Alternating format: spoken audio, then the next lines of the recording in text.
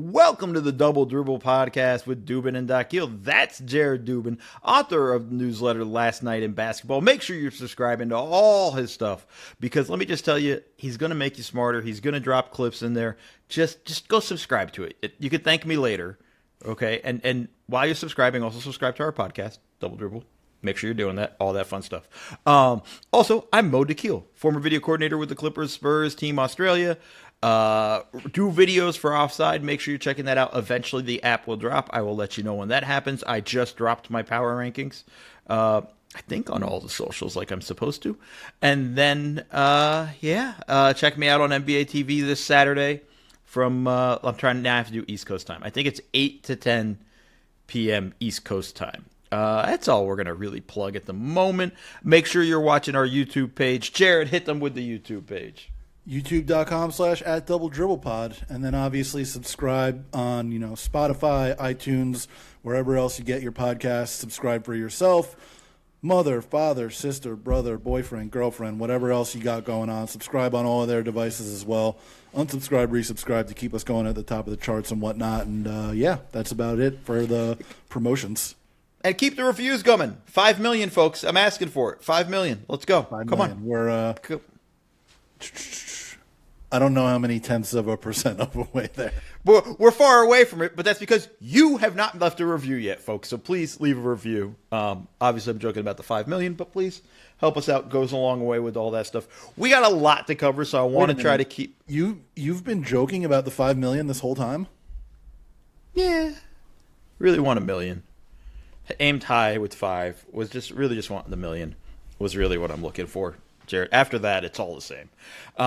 But yeah, so we got a lot to cover though, Jared.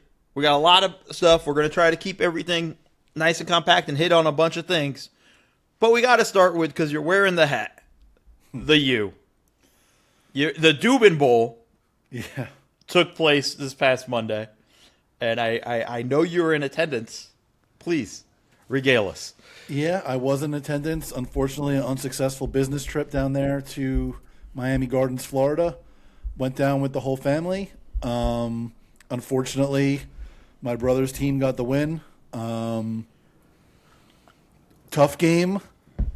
Very proud of the team, obviously, for the effort for the entire season and especially throughout the playoff run. Right there at the end to try to go win the game. And unfortunately, Carson Beck underthrows the pass by about 15 yards. Keel Marion was kind of open. I got a question. And I don't want to be mean. I don't want to stick the knife in a little bit. But when they put the ball in Carson Beck's hands, said, "Go win it for us." Mm-hmm. How confident were you on a scale of 1 to 10?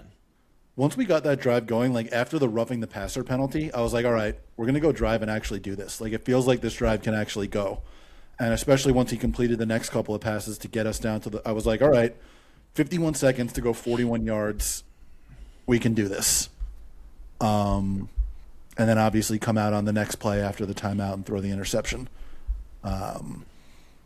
It sucks, It's this is I went to Miami in 2005, just a few years after we had the best team of all time and a few years after we had gone to the national championship in back-to-back years, really won the national championship in back-to-back years, if not for a bullshit pass interference call against Ohio State. And I was like, all right, we're going to be competing for national championships while I'm here and for the rest of my life. And this is the first time since then that we've gone back there. And it sucks to lose, but, the team is now reestablished as one of the best teams in the country. We're doing some work in the transfer portal since the season ended. That's an understatement.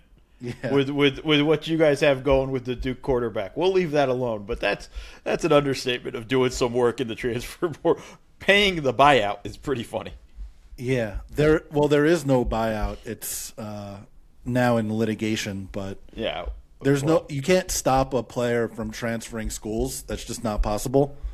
So he's going to be on Miami at a certain point whenever that happens and probably have to pay a penalty, but it is what it is. But yeah, as far as the 2025 team goes, going to be very sad to see Ruben Bain and Francis Mauigoa and Keontae Scott and Jacoby Thomas and all of these guys that were so good for this year and for especially Bain and Mauigoa for the last few years and Nez Cooper for the last few years. Like, it's going to be sad to see these guys move on, but they also really established the culture. And those guys came in after a 5-7 season and brought us back to national prominence. So I'm very thankful for those guys.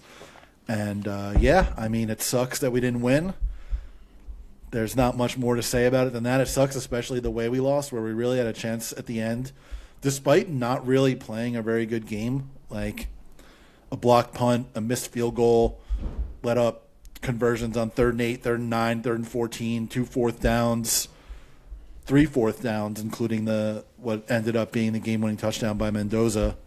But, it happens. And congratulations to Indiana, who was the best team throughout this year. Congratulations to my brother, who legitimately, I can't imagine he ever thought he was going to see a football national championship in his lifetime. So not happy for myself. Happy for him to have gotten the experience, but yeah, it sucks.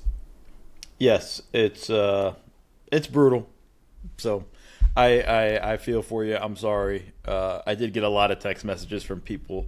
I shouldn't say a lot. The few people I knew that went to Indiana telling me they're a football school now. With all that, but okay. Let's get to basketball. Obviously, I have nothing to talk about on my end from my school, so we don't have to worry about that. And folks, the funnest segment in NBA basketball podcasts is over. No more college football updates from us, I think, for a while, unless something crazy happens. We're not going to talk about the rest of Miami's portal efforts? Only if something crazy happens. I think we got to talk with actually what's really kind of shitty news. Jimmy Butler tears his ACL in a win with the Warriors against the Heat, his former team, out for the season. This is a massive blow for several reasons. Obviously, the thing that really kind of sucks is this team started to find their groove. I think started to figure out a whole bunch of things and kind of had an understanding of who they needed to be and what they needed to be. And then this completely wipes them out. I have, no faith in them at all. What were your reactions to the injury news? Yeah, pretty devastating, obviously.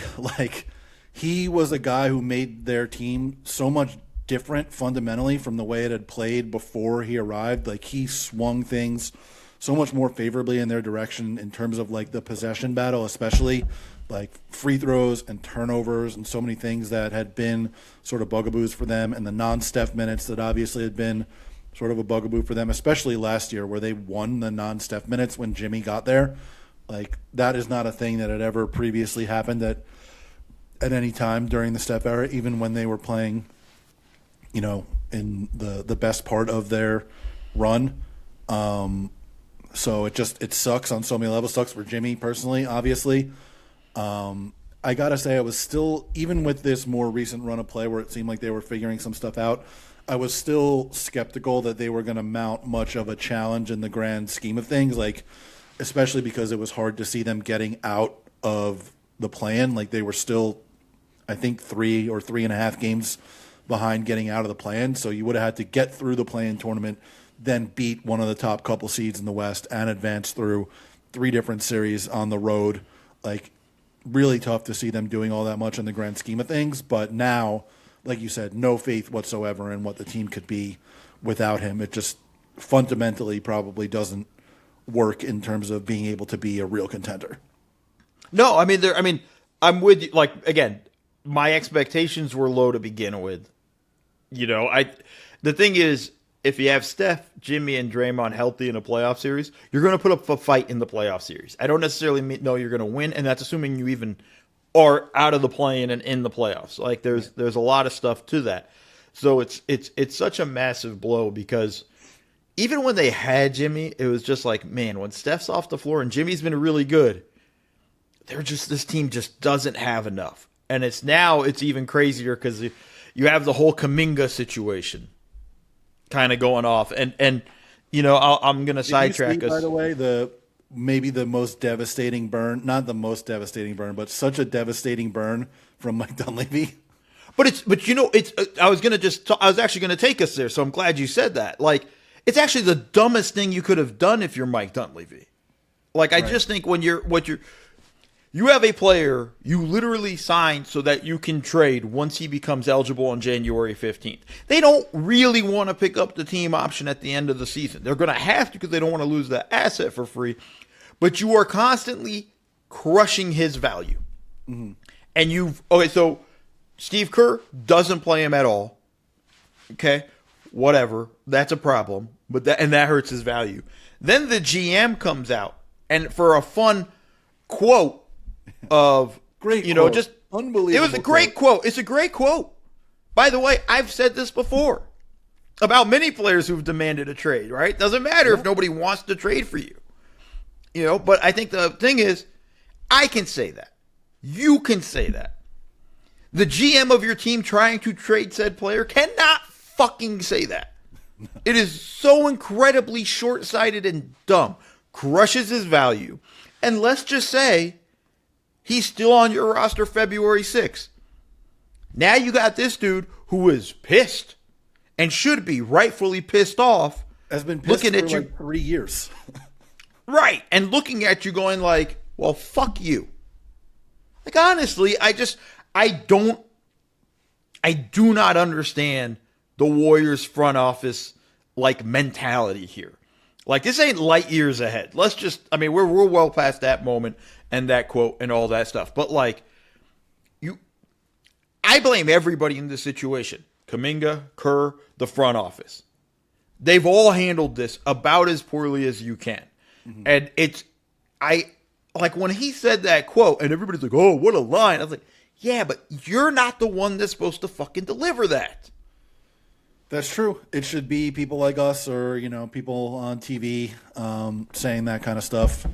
And it does, like, you want to create the impression that there is demand so that whoever is making offers, even if there are no offers, whoever would conceivably make an offer makes the best possible offer that there is. And now you're in a situation where they're probably, if anybody makes an offer at any point, going to make a lowball offer because they know that you don't have any other demand out there. And you have to trade the guy because you literally just shitted on him. Again, by the way, as an organization. Like the zillionth time. Like people are like kind of upset with Kuminga. I'm like, you can't be mad at the kid anymore. Like, I get it. And I know he's done things, hasn't handled it the right way and things like that. And you wish he would just do what Kerr asked him to do. But like, at a certain point, man, like the organization's constantly crushing him. And there was, I hate bringing up Draymond's podcast, but he had mentioned in his podcast about a moment where Kuminga, who hasn't played and is basically calming Brandon Podemski down because he felt he was unfairly pulled from a game. And like Draymond's literally saying like, yeah, he actually like calmed Podemski down and got him ready for the next, for his next stint in the game. And like Draymond was talking about how in awe he is of this because like, here's a dude that's not playing, hasn't played, knows he's on the outs, and is still kind of like looking out for a player and a young player doing this. Like, there's a level of some stuff there. I just don't know what the Warriors are doing at that point with how they've handled this. And I don't think you can look at the front office anymore and go like, oh, that's a smart front office. Yeah, I mean, it is the same front office that made the Jimmy trade. So that obviously worked out for them. So I don't know how much we can say necessarily it's not a smart front office anymore. But they certainly have not handled this well with two different front offices at this point. And Kerr hasn't handled it well, and Kuminga himself hasn't handled it well. Just there's nobody that's done well in this situation, right? Like, and that's the same thing we've been saying since the beginning of the situation when it first came out that Kuminga was frustrated with his role under Steve Kerr, which I feel like at this point was like at least 2 years ago. Yeah, it was. And the other thing too, though, like Dunleavy inserted himself into the story, right? Like he made a point to make this comment. He was asked directly about it, though, right? Yeah, but you just answer going like, yeah, I'm aware of his trade demand. If we can, all you have to say is, we will accommodate him if it makes sense for us. That's Right. all you have to say. We know Not that try is to get man. We're going to not try try to help him, but it has Yeah. to make sense for us. Not try to make a sound clip or a sound bite. Like, that's the thing that kind of infuriated me with it. And now they're in a tough spot because with Jimmy injured, you need him. You You need Well, I something, mean- but I don't know that he's the guy that's going to be able to bring it. listen, they need somebody that can at least help score. Like when Steph goes to the bench, their offense is going to be so catastrophically bad. Yeah. And I just want to point out again, and you're right about the Jimmy Butler trade. Like, that was a smart trade. They were fucking stupid when they had a chance at Lauri Markkanen and refused to put Pods in there.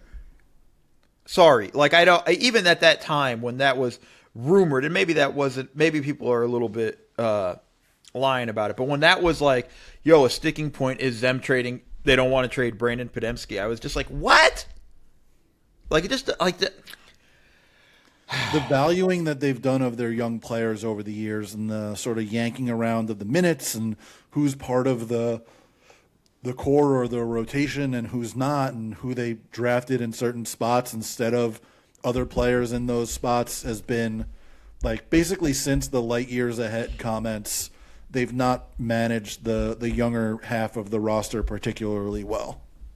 I would love, and we'll never get this, but I would just love a list of all the possible trades offers that they had received for Kuminga for going back 2-3 years ago. Because there's probably one or two where, like, at the time they felt like, oh, that's not a fair trade, where now they'd be dying to get that player.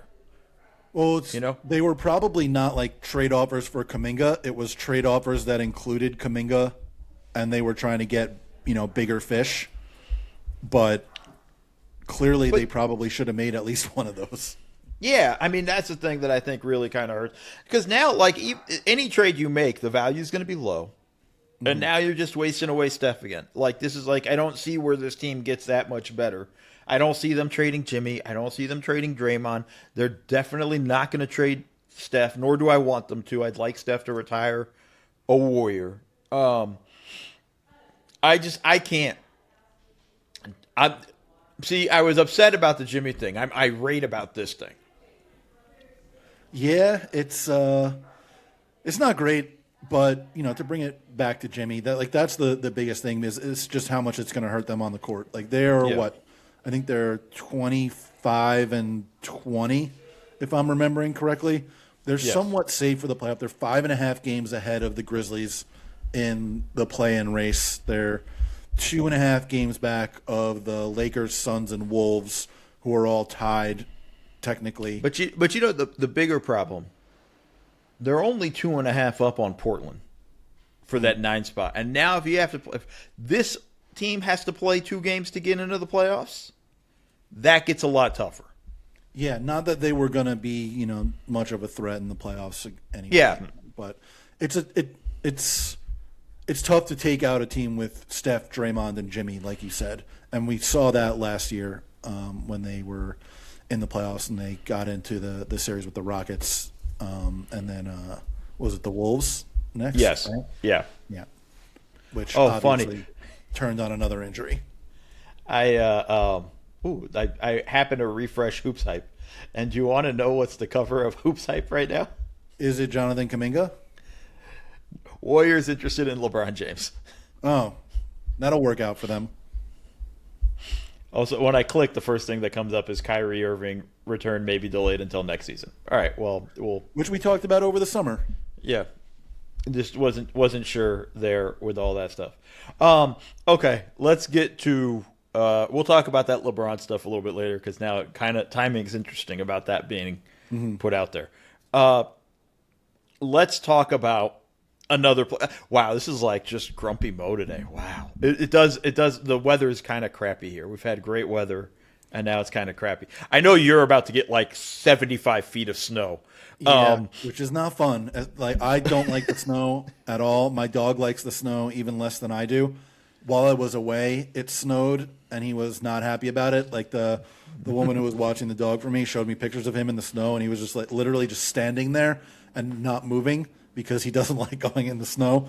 So it'll be even worse this weekend, which is great. Yeah, so I'll stop about the weather, but we got to talk about Giannis Antetokounmpo's quote from last night. Do you have it up? Do you want to read it real quick? Yeah, I've got it up. Eric Nam from The Athletic, who's one of the best beat writers Yes. in the league, had the quote from Giannis where he said that the last 6 games have featured the 5 games this season in which Giannis has taken the fewest shots. Post-game, I suggested that the Bucks would be better if they could get him more shots, so how does he think they could accomplish that? And Giannis said, I'm not the guy that will yell and cuss his teammates out and demand the ball. I've never done that in my career, but I feel like I played with teammates that kind of understand the gravity that I can cause for our team and how I can create for my teammates or for myself and how I can help the team be more successful. But maybe for some reason, I don't understand. Maybe because we're young, maybe because we're not playing well, maybe because guys think it's their turn. They want to carry the team on their back and try to turn this around, but I really don't get it. I really don't. It's not like I'm not trying to be aggressive. I'm really trying to be aggressive. At the end of the day, I have coaches, people that talk to me. They told me there's this thing that's called the white swan and the black swan. You got to be the black swan and be more aggressive and demand the ball. Again, it's something I've never done my whole career, so maybe I got to do it more. Okay, before anything else, have you ever heard the white swan, black swan? I've seen the movie Black Swan, so yes, I have heard about this. I have not. I've seen the movie Black Swan. I don't even like that. When he said this, I was like, I guess the Black Swan's always going to be aggressive. Like, I don't know. With that, I just want to run through the number of shot attempts from Giannis over the last few games so that everybody kind of gets the understanding, right? Last game, 11, 12, 12, 13, 17, 11. And then it kind of went back to a little bit normal where it was 22, 17, 18, 21. In that span, he's also going to the free throw line a bunch, which also does somewhat negate number of field goals. But at the same time, he was going even more in those previous games. So like, he's clearly not getting the ball as much as he should. And I kind of agree. Giannis doesn't need to be the guy cussing out his teammates to get him the ball. Doc Rivers needs to be motherfucking everybody on that roster about, like, you need to get the ball to him. Like, that needs to be the coach on, and I'm not on Doc about it or criticizing, I don't know, but it's just like, that needs to be screamed at very high levels in every timeout. Let's get Giannis some touches. Absolutely. Like, there should never be an issue with getting the ball to your best player, no matter what team it is, especially when it's a guy like Giannis who can be involved in the action as either the primary or the secondary guy. And Eric had another stat in his story that he wrote about the quotes where there's been a significant shift in the offensive end since Giannis got back from his injury. According to Second Spectrum data, Giannis set 23.3 picks per 100 possessions in the first 13 games he played before suffering the adductor strain that he had. In the 12 games since then,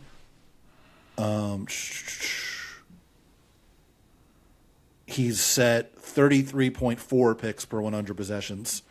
And the efficiency on the picks has dropped from 1.22 points per chance to 1.01 points per chance. So they're having him set more screens. They're not getting him the ball on those screens. And the efficiency of those screens is going way down. Yeah, so I mean, like, I don't think there's much to argue. I think the thing that's scary about all of this is, look, the Bucks are just not a good team. The roster's not very good. And it seems like they're going to try to make it better, and it might, I think, in that process, make things worse. And I mean, we know where this is heading, right? In the offseason. Like, yeah, like it's just, and I'm not saying get it over with. I don't think there's a way they can. I think it's very hard to trade him in the regular season, but like, this looks disastrous. Like, I don't know what else to say. Like, I just feel for Giannis at that point. And I love watching him play. He's also not like my most favorite player, but that's just infuriating. Yeah, we've known where this has been heading for a while. Like, ever since, I mean, we've probably known where it's been heading since the summer, since the reports came out. Right. Really, since Dame got hurt, we've probably known where it's been heading. But it's just sort of a long, slow walk to get there. And I agree, it probably happens this summer rather than sometime between now and the trade deadline, which is only 2 weeks away. I think it's exactly 2 weeks away, if I'm remembering correctly. But I could be misremembering the actual date of the trade deadline. But yeah, he won't be on the Bucks anymore sometime fairly soon. That's the way it's going to go. It just feels where it's going to go because it's, he wants to compete for championships, and this team is nowhere near ready to. And if they're not even getting him touches, this team's not good enough to compete for a championship without getting him touches. So I think that's really what we're looking at with this team.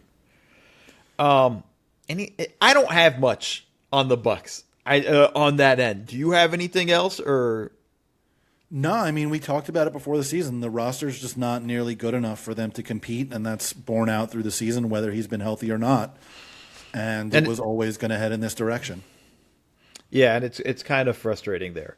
Let's get to the little bit of the spicier side. Let's go to my hometown, L.A., and let's talk about the article Baxter Holmes wrote. And let's just so everybody understands, this is an article on ESPN. When Baxter Holmes writes an article like this is something that he works on for 4 or 5 months. This is kind of what he does for ESPN. Yeah. Is he writes these stories over 4 or 5 months, and it's massively detailed, in-depth, I'm sure fact-checked to death beyond belief. If you read it in one sitting, it takes you 40 minutes. Yeah, it took me all this. It took me all this. I'm a slow reader. It took me an hour. It's fascinating because it's the real story is the infighting amongst the Buss family. Right. And in there, LeBron catches a few strays.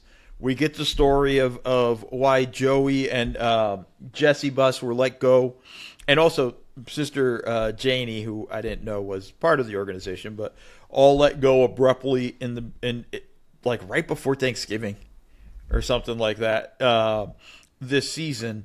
So it was kind of a fascinating sort of look and a deep dive into Jeannie Buss and the decision to sell the Lakers and how that all went down.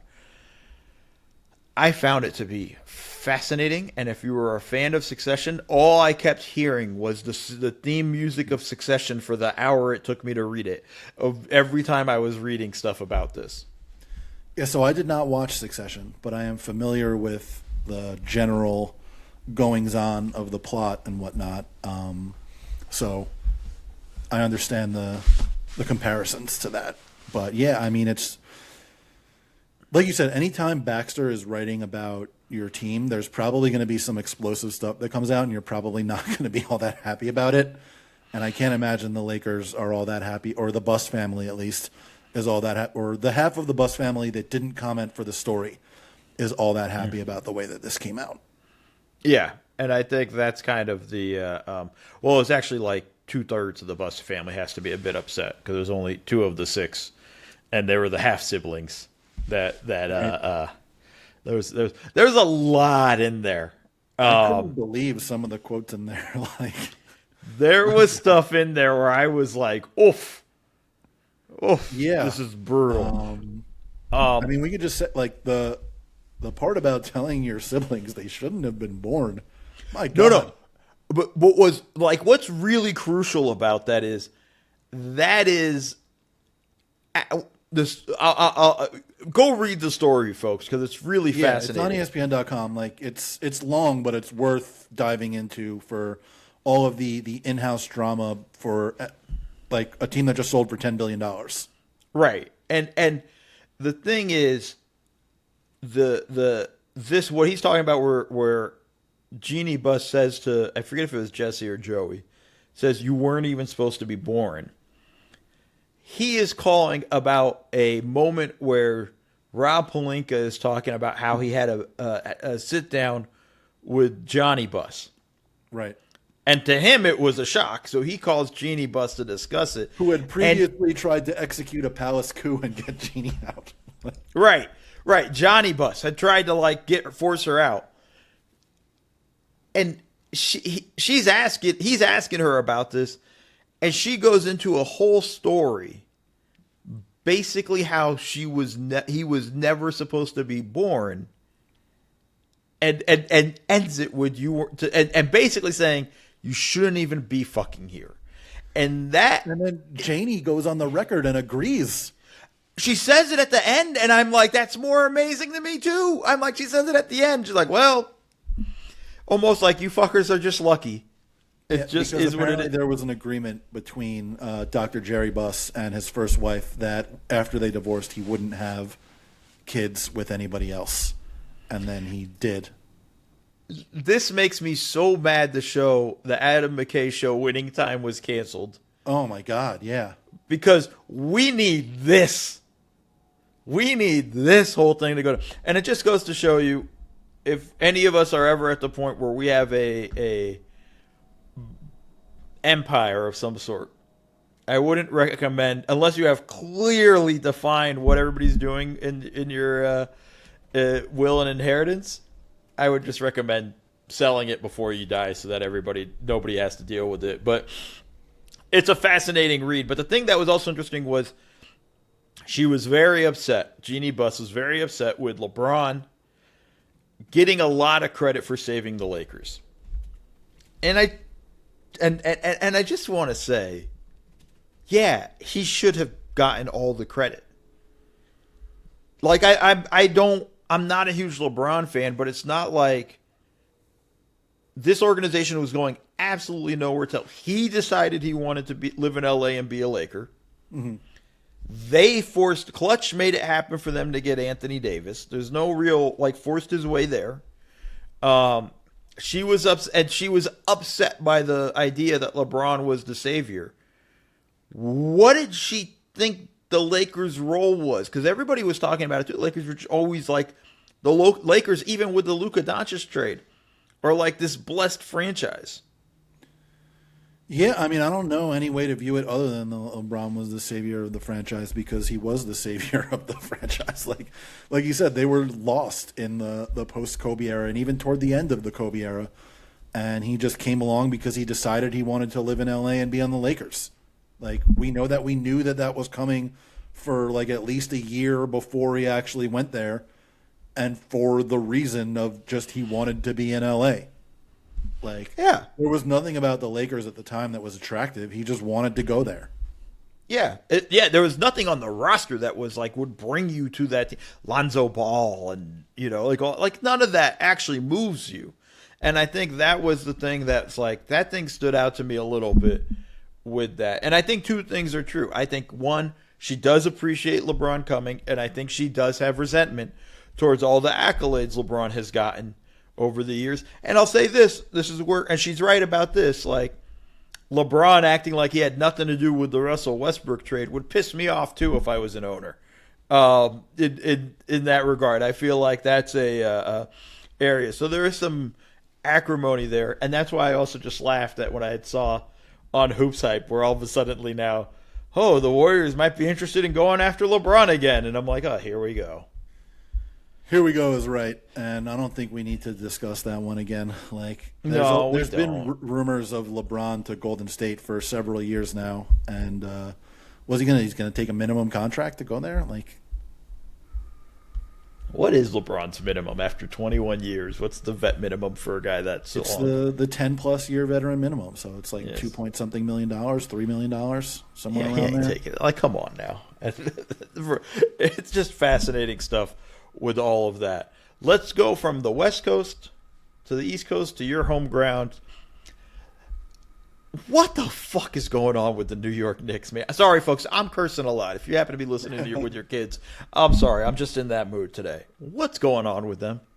Well, they did beat the Nets by 50-something last night. So after the players-only meeting that Jalen Brunson called in the previous game, which, by the way, great timing for a players-only meeting right before you're going to play the Nets. That will immediately make it look like the players-only meeting worked.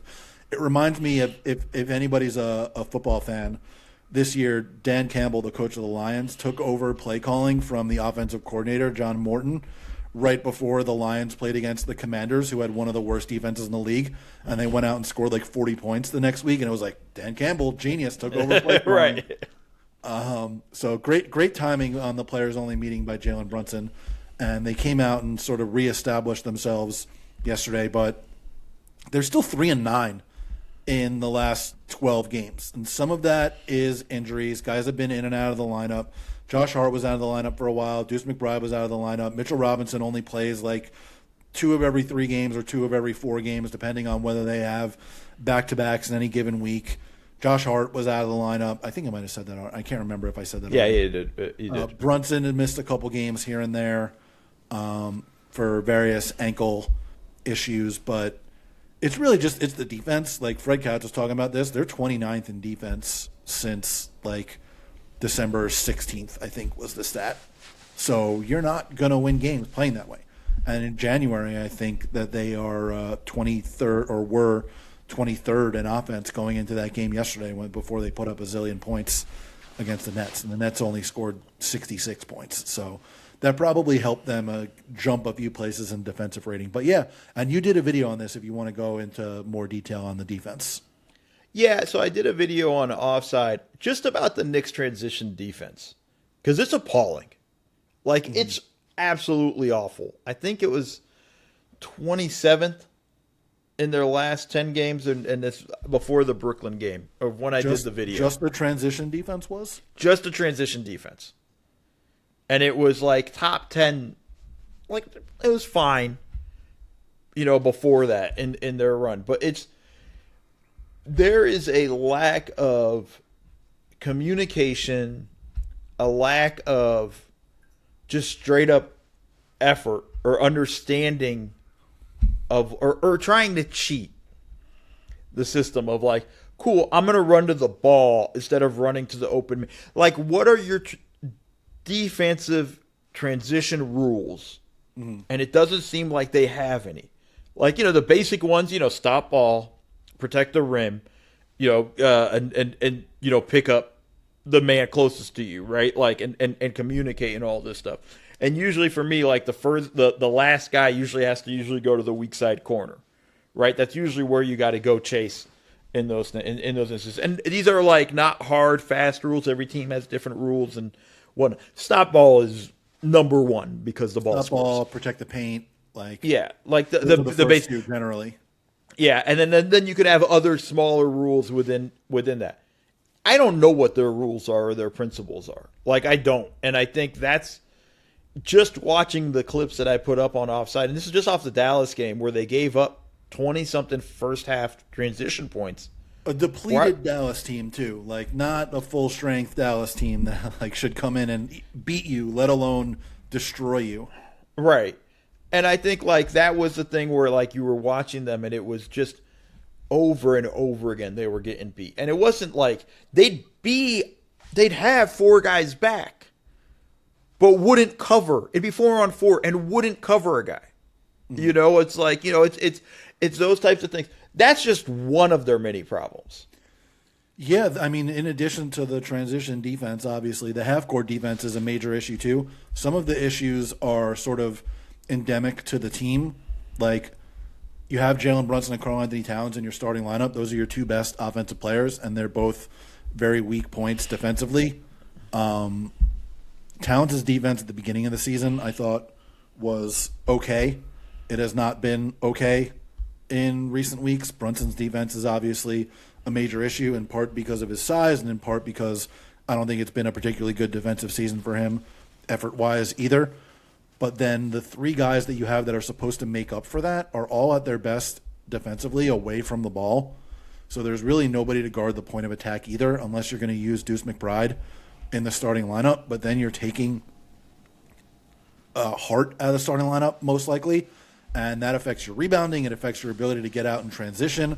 Like, you have better shooting on the court, but it affects your rebounding. It affects your ability to get out and transition. Like you said, it affects your toughness on the court because Hart is such a personality player for them. And if you can't guard the point of attack, if McBride's not out there, then that screws up every level of your defense because you're always trying to scramble based on teams being able to get whatever they want. Like, you can't give up a ton of threes and a ton of shots at the rim. Like, you can't do both. You got to be able to prevent one of those, and they don't. Yeah, and I think, it's just so many things. Offensive rebounds. There's stuff where I'm watching like the pick and roll coverage, and they're not on the same page. There was one early in the Dallas game where OG was in a position, and Cat looks like he's icing it when OG's playing it straight up, and it leads to a clean look. It's like there's just listen. I don't care about the Brooklyn game. Okay, like that's a game you should win. You should blow them out. Brooklyn's not trying to win. All that stuff. It's like you said, very opportune time to have a team meeting with that stuff. But like this iteration and the way it looks, like they just don't seem to be vibing with each other. They don't seem to be vibing with Mike Brown. We know there's problems with Cat and Mike Brown already, and there seems to be some sort of stuff developing there. It's a weird position to be in.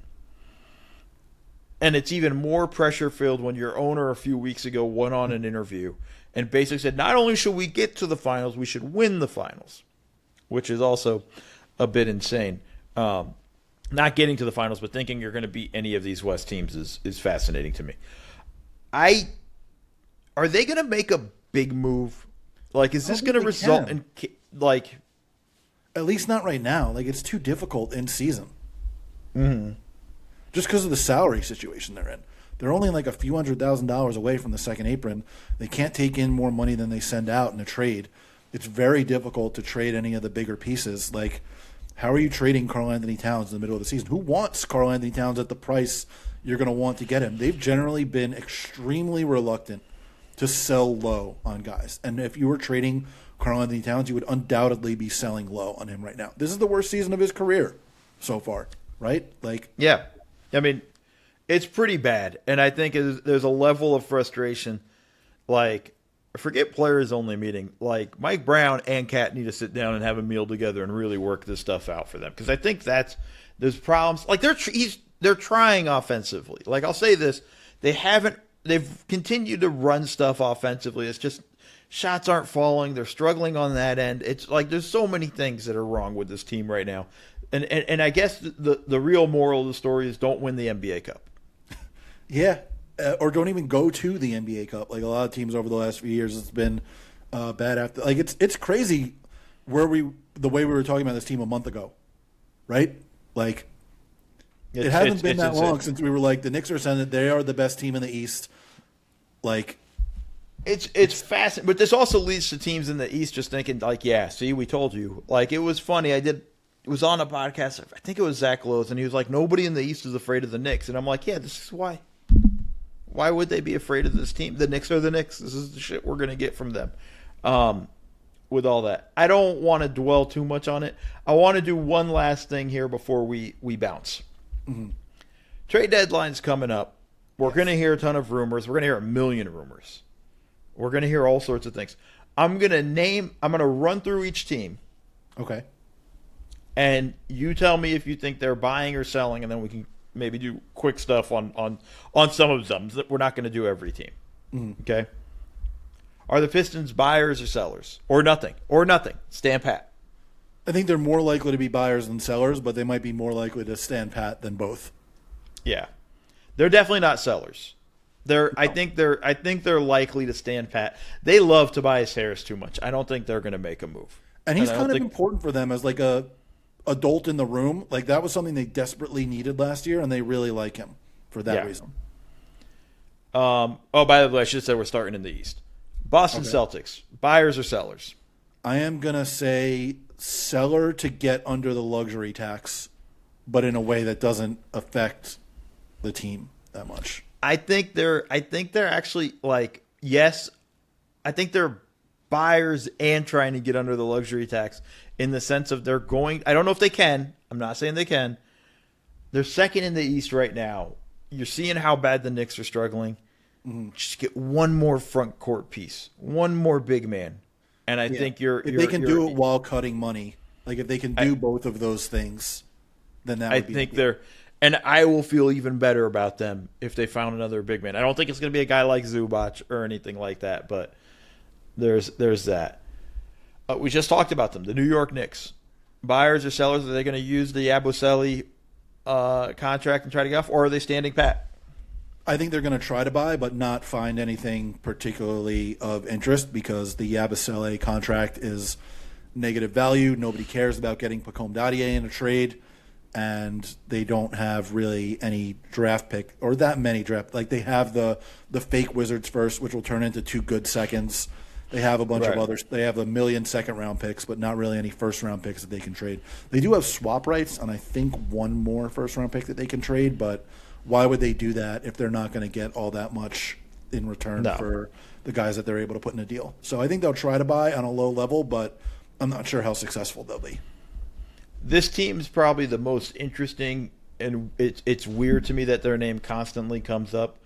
We both know the Toronto Raptors are buyers. We don't even have to pretend that. Yeah. But, like, they're willing to part with either or RJ Barrett, Emmanuel Quickley, and Jakob Poeltl. They've been linked to AD, now Domantas Sabonis, according to Jake Fisher. There was Trae Young rumors. There was Ja Morant rumors. Like, any big name, they seem to be attached to. Yeah, it's like they have all of these sizable but not max contracts that they can include in trades, so I guess it makes sense that they would be in the mix for all of these, star or former star or faded star guys. I question the fit of some of them, but I do think if they could get like a legitimate star big guy that fits with Scotty Barnes, that would be very helpful, especially with Poeltl being injured all the time. Right. Cleveland, buyers or sellers? Cleveland up to 5th right now in the Eastern Conference, kind of getting a little bit, sort of playing a little bit better. Yeah, I'm not sure, but I'm not sure how, but probably got to be buying. Well, we know that, and I should say stand pat. I keep forgetting stand pat's an option. We know they're another team very difficult to buy. They can't aggregate salaries. They're over the second apron. And then you have DeAndre Hunter's trade demand, which, I'm sure Mike Dunleavy's quote fits there too. The Philadelphia 76ers, buyers, sellers, standing pat. I think standing pat. Like, just let Maxey and Edgecombe and Grimes and those guys play it out.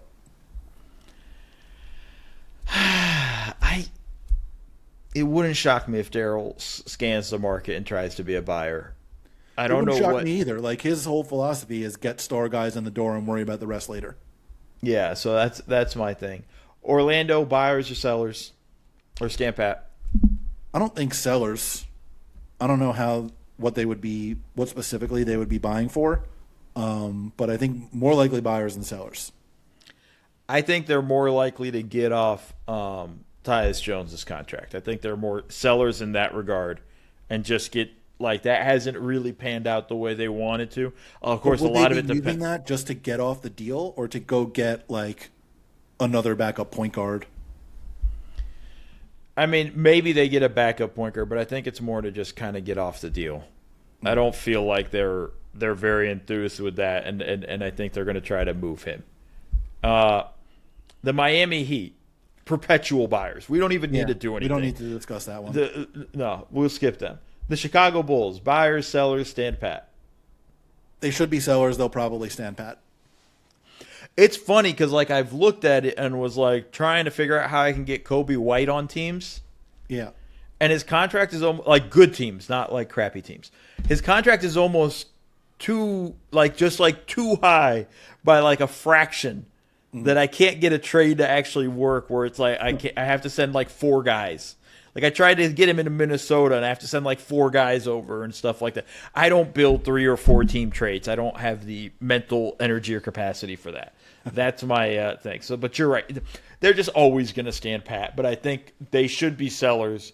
I would move Ayo Dosunmu. I would move Kobe White and really start figuring out what we're going to be. Whatever you can get for Nikola Vucevic if somebody's willing to take him on. Right. Just whatever you can do. The Hawks already made a move, but it does seem like they're still buyers, or at least in the market should something interesting come their way. Yeah, buyers for sure. Yeah, okay. The Bucks are buyers. I think this is a mistake. they're like the names I hear always attached to them. None of it makes me feel like, oh, that'd be a great move. It's like Jeremy Grant, it's stuff like that. Like I don't feel like that makes a massive difference for them. No, I don't think it makes really any difference for them. But I also don't know how they would be sellers. Like, what are you getting for Bobby Portis? And Nothing. No, they're sellers this offseason of the best piece you can possibly sell this offseason. I bet they screw that up in the future. We'll talk. That could be a future bet. The Charlotte Hornets. Let's go a little bit quicker with these. Charlotte Hornets, to me, standing pat. I don't know if you agree. Yeah. Brooklyn Nets. Are they going to move Michael Porter Jr. is really kind of the big question. I think I can see Claxton getting moved. I can see them being a little more sellers. Than not. Maybe not super aggressive sellers, but see what you can get for some of these guys. The Wizards, I think, are a team that can just jump in to help facilitate a trade. I don't think they're making any major moves. Obviously, they made the move and got Trae Young, but I think they're a facilitator in the process. Maybe they try to find a home for Chris Middleton, something like that, or Marvin Bagley, like Champagny, who's playing pretty well, and maybe you could get something for. The last place in the Eastern Conference, Pacers, I think are buying, but they're buying with the eye to next season. And I think they're looking for a big man that they can use. And I think Benedict Mathurin's going to be the guy that's moved. I just saw something talking about him, and it might have been Jake Fisher was putting it out there. Him with to New Orleans for Misi. They're looking for their big man of the future, I think, is kind of the deal. And I think they're buyers in that sense, but not in the sense of like this will make us better right now. I agree. Okay. OKC's a stand pat team to me. I don't think there's anything they're going to do. Mm-hmm. I know a lot of people are saying San Antonio should be buyers. I think they should stand pat. I'm with you. Okay. Nuggets very Nuggets similarly to the Thunder 2 years ago when everybody wanted them to buy, and I just kind of want to see how it works out. I just don't think there's like if they buy, I don't think it's going to be the big swing everybody wants. Right. Like if like Trey Murphy was available, yeah, maybe go after him or Herb Jones, sure. But like I don't think it's go get Giannis right now. No. And that's where I'm at with them. Nuggets to me are a stand pat team. I think they're going to be really good once they're fully healthy. I agree. Everybody should be afraid. I know they lost the last 2 games, but everybody should be kind of afraid of this team once Jokic comes back because I feel like we actually saw them hold pretty well with that injury. Peyton Watson, by the way, wasn't he the balling player of the month? Balling. I mean, dude, he might ruin Murray's All-Star chances. He was either player of the week or player of the month. I think it was a week. I'd be shocked if they gave him a month. It'd be. Well, we haven't gotten it through January to have player of the month yet, right? And it wasn't in December. So, Rockets, I think, are standing pat. I think Reed Shepherd actually showed a lot. That win against San Antonio, he was awesome in. Awesome. I do think they could still look to get another guard, just because it's still a very heavily forward tilted, team. But yeah. Lakers are buyers. Yeah. Although it seems like they might be selling on LeBron. Just kidding. But I think they're in the market for a wing. Obviously, somebody point attack defense, things like that. I don't think there's a lot out there though that helps them. No, it doesn't seem like it seems like there are more buyers than sellers, which means that there's not all that much on the market. Yeah. Phoenix, I'm standing pat. I'm riding high with what you got. I'm good with that. Well, we know they're not trading Dylan Brooks for Austin Reeves is the one thing we know. That's definitely not happening. Thank you, Ishbia. Let me put my charger on because I should have done this before we started the show. All right. Minnesota, I think they will buy. I think they need a guard. That's who I would really love for them to find a way to get Kobe White. I don't think it's John Morant. I don't think it's a major swing for. It is a Kobe White. It is better than Tyus Jones type level, but they need to find somebody. I think they use Rob Dillingham as the piece to get it. Although I don't know how much value he will have with that. I agree with you. Getting a guard that can shoot, I think, especially is important. But he needs to have like offensive organization capabilities is the thing that like they generally struggle with when Mike Conley's not on the court, but Mike Conley is not good enough to be that important anymore. Yes. Warriors, we've discussed them ad nauseum. Yeah. Portland, I think stand pat, but might move Jeremy Grant if it makes sense. That's exactly what I was going to say. Or like Robert Williams III, if it makes sense. Not urgently. There's no, like, they will accept calls. They will not be making a lot of them. Probably. That sounds about right. Clippers, they're kind of like right in the middle to me. I can see them. I don't see them being sellers, but I can see them trying to be aggressive. I don't know if John Collins has any real value other than just an expiring. But what a great sixth man of the year pick by me. That one hurt. The Clippers hurt everybody's picks for a lot of reasons. By the way, Clippers, Jordan Miller, baby, killing it. And Kobe Sanders is balling. And Kobe Sanders. But more importantly, for my purposes, Jordan Miller. Yes, for your purposes. The Memphis Grizzlies, we know the whole story with Ja. I think that makes them sellers. I don't think they're going to trade Jaren Jackson Jr. unless they get some crazy Godfather offer. And I don't think that's coming. That seems more like an off-season thing if they do decide to move on. Dallas is, I think they're sellers with the whole AD saga. And just any of the big guys you can probably sell. This is the last year they're trying to keep their pick. Yeah, Gafford's a guy I wouldn't be surprised if they move with that. Utah, I don't think they have anything to sell. I don't think anybody's good, but I don't think they want to. No, they're not going to sell him. But I don't think anybody's jumping at that. Sacramento is basically sellers and has basically said you can have anybody you want. Just give us a decent deal. I think. Which I don't think you're going to get. I don't think you're going to get any of these good deals. And the New Orleans Pelicans, who, again, my favorite, have famously told everybody we're not trading Zion, Herb Jones, Trey Murphy. You can have Misi, Poole, and we'll talk to you about Alvarado. Those are the three that they're willing to get off of. Okay, I don't know. The guys that you're not going to get all that much for. Yeah, I think you're more, once again, sellers, I think, in that vein. But you're not getting off your main guys, so it's kind of weird. More buyers than sellers, and the sellers probably not putting the best guys on the market. Just going through what we just went through, I feel like we're not going to have as busy of a trade deadline as we thought. I agree, but every time we say that, something nuts happens. Well, that's what I was going to say. It was I really was convinced about that last year, and then, Luka got traded. So, Giannis, get ready, man. Start packing. Yeah. I think that's it. You have anything else you want to touch on?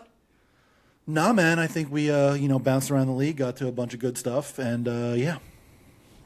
Sweet. Well, I'm heading to Seattle for the NFC Championship game. I will be. Oh, that's awesome. Have fun. Yeah, I've been traveling in the last couple of weeks. I went to Arizona, Miami. Now you're traveling, and you had been traveling. You've been to Hawaii. You went to Mexico. I did not go to Mexico. Oh, that ended up. Wedding. We were. That ended up. We ended up having to cancel. And apologies to the bride and groom. We were unfortunately that couple that had to cancel at the very last second. Long story there, but that's also how. Because of that, why I'm going to the NFC Championship game. So I'm sure they're going to be really pissed when they see our photo. It's not the reason why we canceled, but yeah. Anyways, that's it for us. Thank you for listening to the Double Dribble Podcast. See y'all.